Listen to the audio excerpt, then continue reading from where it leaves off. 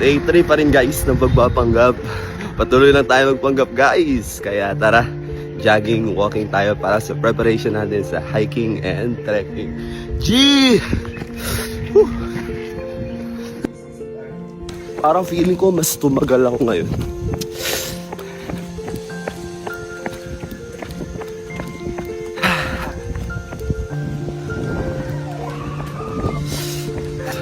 Meron na akong alalayo.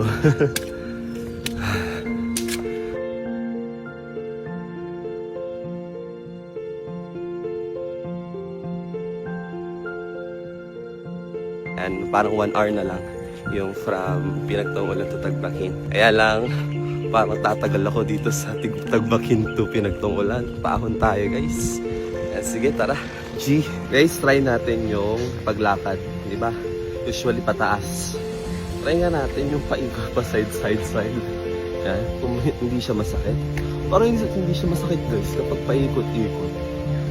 Yan sa mga science major nga dyan. Paki-confirm nga itong theory ko. Kasi hindi ko alam sagot eh. Ayan. Tingnan mo. Hindi ako nasasaktan kapag pa-wave ang aking paglakad. Pero pag ganito guys oh, parang sakit. Sa mga science major dyan, paki-sagot nga. Pakisagot guys ha, sa comment section. Tingnan mo guys oh, hindi ako nasasaktan kapag medyo pa curve ang aking paglakad. Pero pag diretso guys eh, oh my goodness. Wow, ano? Ito guys, lagan ba? Ha? Oh no. Amiga.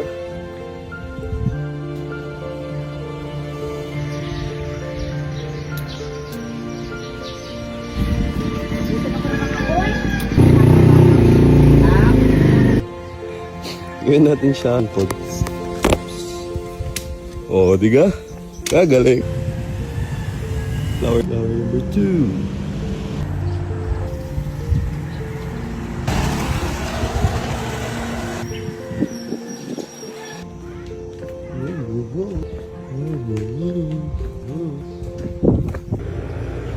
Wow.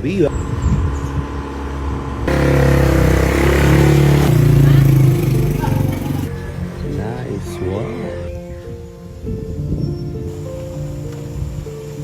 Alam yun, pag dito, bata ko guys.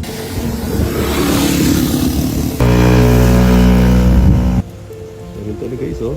Siyempre, yan pa. Ganda din. Kamote nga yan no.